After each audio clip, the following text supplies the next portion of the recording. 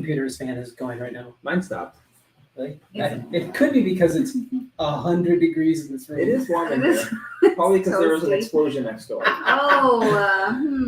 What happened this morning? Tell them. No?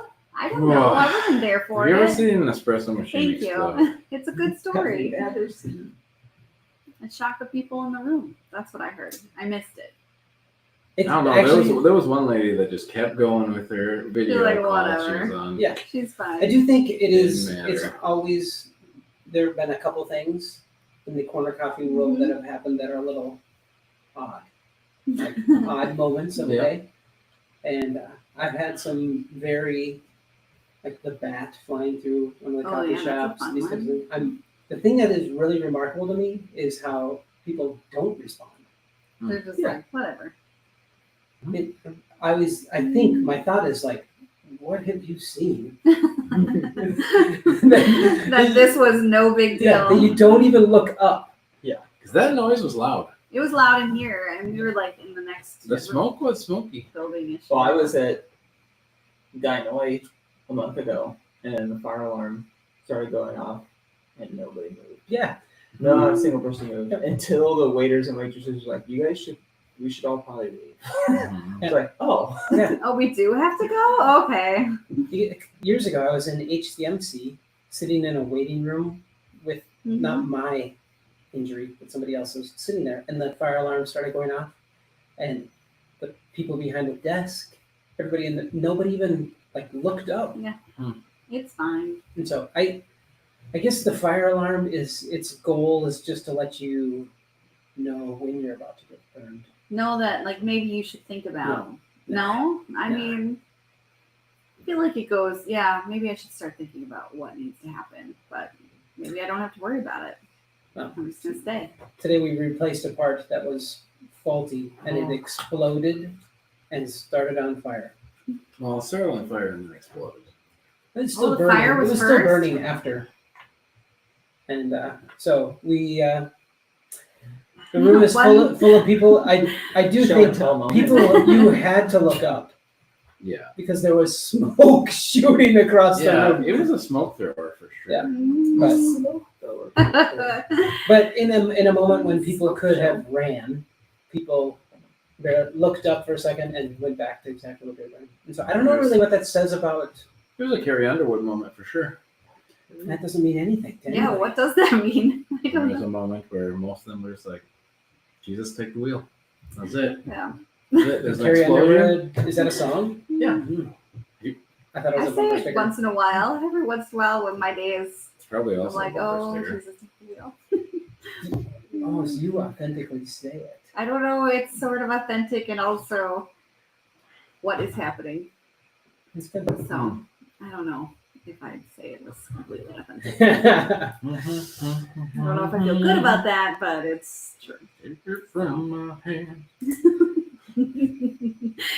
There you go. I can't make it on my own. I'm letting go. Okay. There It'll keep going. I We are know. going to get a copyright strike. Uh-oh, it's over. Oh, I'm pretty sure we're safe. No, you get one every weekend. Oh, yeah. Yeah, you do. And when it's streaming. That's fun. Well, First Peter. Yeah. Peter is a person with lots of incredible experiences, and still is his brand, or the thing that is notable about him is his failures, issues, and the thing that I think is important to remember is that in like percentages of his life, Peter, he wasn't martyred. He grew old. He did grow old, but he was martyred. He was crucified upside Yeah, but he Years was later. older. down. Yeah, Like he was in his- older. in his 60s, 70s, 80s, right? Do you think that? Oh, I was just thinking about. No, it couldn't have been 80, maybe 60s, I don't know. maybe 50s. I don't know. But I feel like what's remarkable about Peter isn't just that he's failed; it's that he failed and made it. Yeah. How old was he? He was in his 60s. Yeah, he was in his 60s because this book was written in the 80s, 60s. They thought about because it was Nero. Yeah.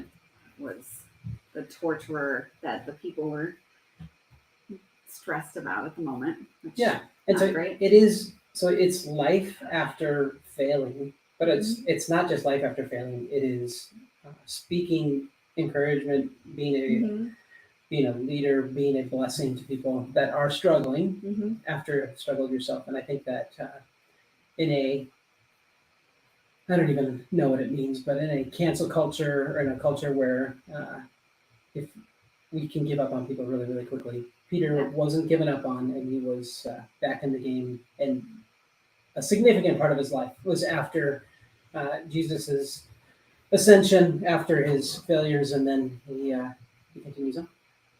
Peter's failures.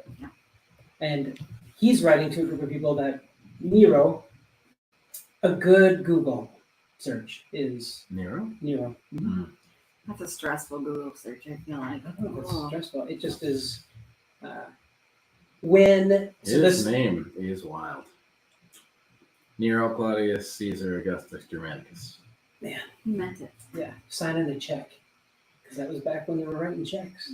Oh, I did- so my. the thing- Stone. The thing, the thing that That would take a while.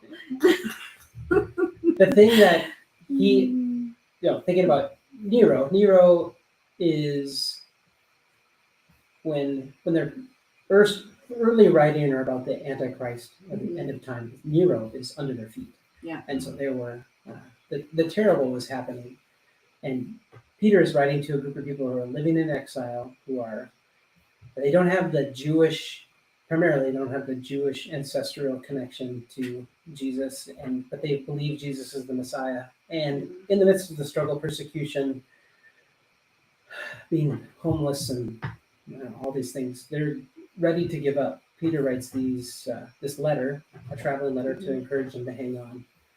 And I think that most people, when they are in the worst scenario, it's very easy to be helpless. Yeah. Not necessarily being like a refusing of help, or refusing to be. Let me give you a little advice. Yeah. I see that that moment when, as a parent, and you're standing at the cash register and your kids are melting because they want a candy bar and that thing, and somebody goes, "You know what I think you should do as a parent," and then my response would be something snarky or two. Yeah. I don't know. Yeah. Probably nothing, but it's Probably nothing. yeah. Hopefully nothing. Hopefully nothing. Most best case scenario, nothing. And so I think that here today, as we continue into this, Peter's going to give these instructions to everything is terrible, and in the midst of it, you should honor, give respect to those that are cultural or governmental leaders. That was a terrible ask. It's a terrible for them ask because Yes. it's like they talk about them being strangers and aliens, and like sometimes we hear that and we think that's just a spiritual term, but like for them, they were like in this place where they're not really even residents in the neighborhood they're living. Maybe they're below the citizens, but maybe they're above the bond servants. Like they're in this in between where they have nothing. People are skeptical of them. Nobody really wants them there. So it's like answering to the government when I don't know. They're just outsiders beyond outsiders. Like this family that they're creating is this chosen family, these believers.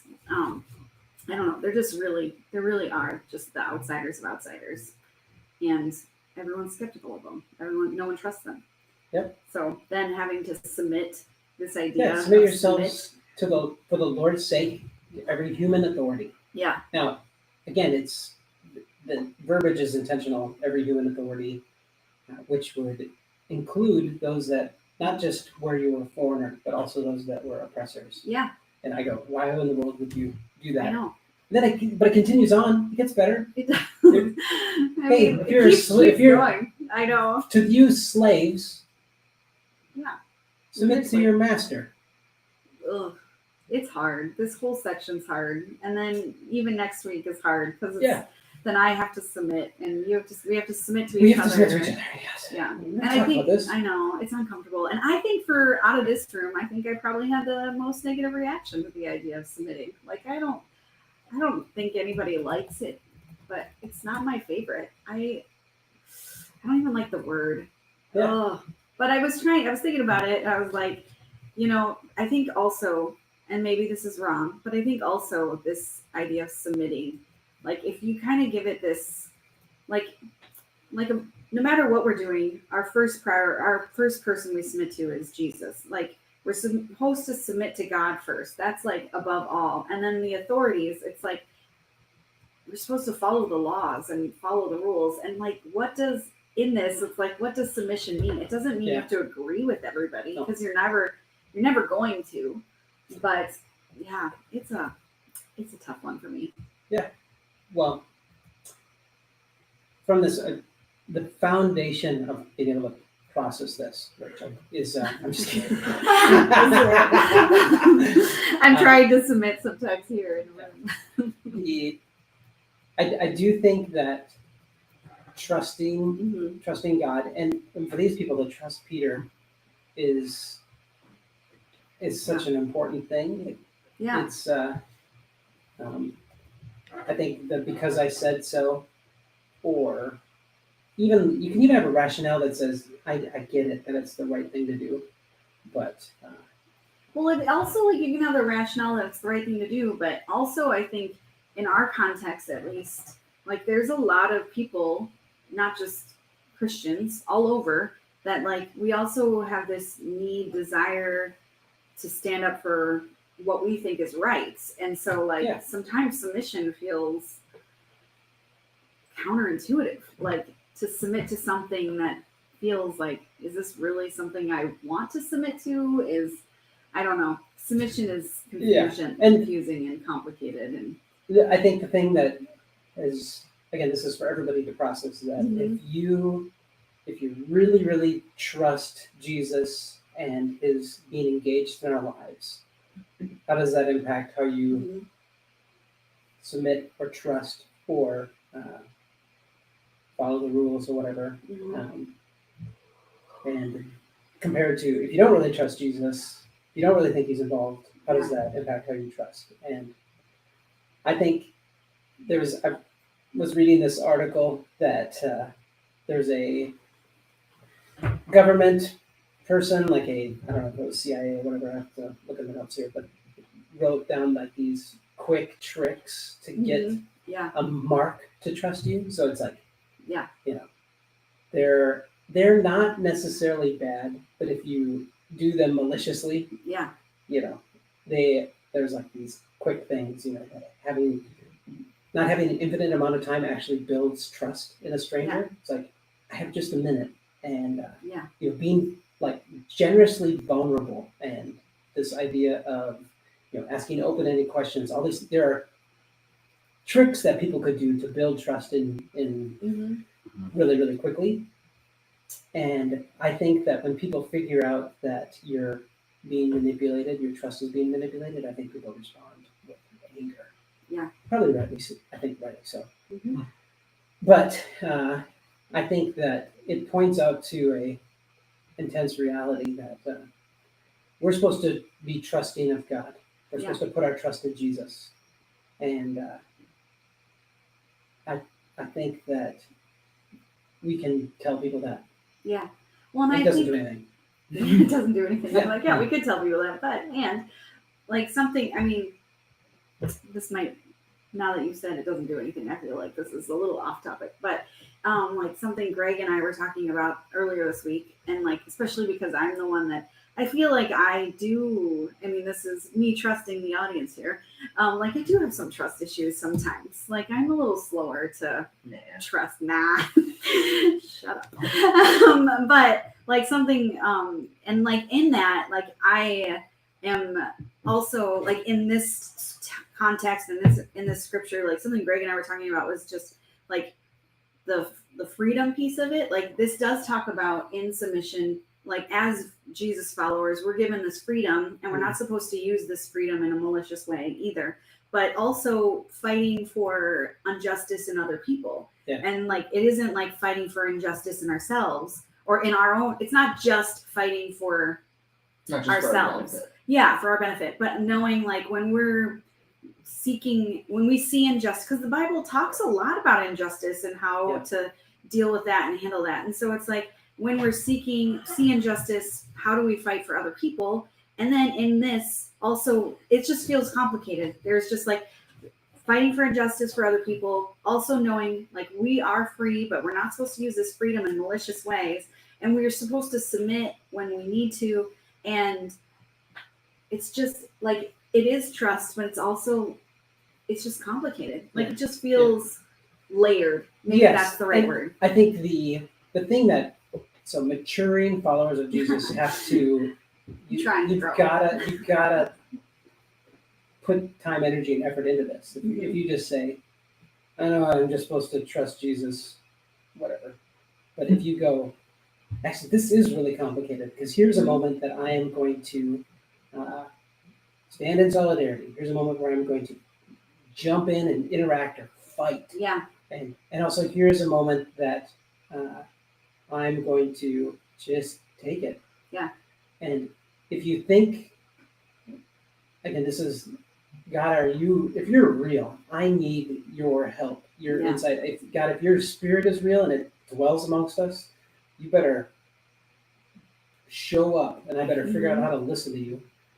Because in the end of this thought, Peter says, if you suffer for doing good and you endure it, this is commendable before Yeah. God. And then he says, because Christ suffered, Mm-hmm. he left us an example. And again, so thinking about Jesus's, his arrest, his beating, his crucifixion, all these things, there's Peter, who's part of this story, he jumped up and tried to kill the chief priest's servant. Right. And fortunately, Jesus put his ear back on. Yeah. Thankfully, I yeah. guess. But but I Thank think you, that Peter, I think misplaced response is available. Absolutely. Yeah. And so to be able to discern that, and so is it always fighting? No. Is it always being passive? No. Is it always all these things? And so how do you set yourself up to truly trust God and to hear from God and be processing from God is really the goal. Yeah. And if Well, you think Jesus is going to do some tricks to get you to trust him, Yeah. I don't think so. I hope not. Well, and I think like I was thinking about just the scripture, like looking back and looking just a second forward. Like looking back, it is like he calls the people that feel like they're outsiders, the chosen people. He says they're apart. And then he's like, and also like you're in this mess. And how do you care? How do you be in community? And like when like their lives could be in danger. Like part For of sure. this submission is keeping them safe and helping. But it's also what is the important piece. And I think that in chapter 3, it gives us a little bit of this, like it's talking over and over about submitting to one another, submitting to government, submitting to each other. And then it's like you are supposed to love one another, be compassionate and humble. And it gives us, I don't know, like when I think about all these complicated layers and these things that feel sort of impossible and knowing the right way to handle it all. And it's like, but if we have this foundation of how do we love, how do we be compassionate, how do we humble, that helps guide Yeah. us a little bit. How we And, build trust. and And I think taking it to the ninja level, yeah, Jesus says, don't be afraid of those. Don't be stressed about those who can take your life. yeah, it's They can take something that is so temporary. Be afraid or fight against those that could impact your soul. Yeah. Yikes. That's a different, again, a degree of trust. Jesus in the Lord's Prayer says, give us this day our daily bread, which is echoing back to the manna that was given to the Israelites as they were wandering. And God, as a provider, was providing every day them bread for them to eat. And he said, don't gather extra.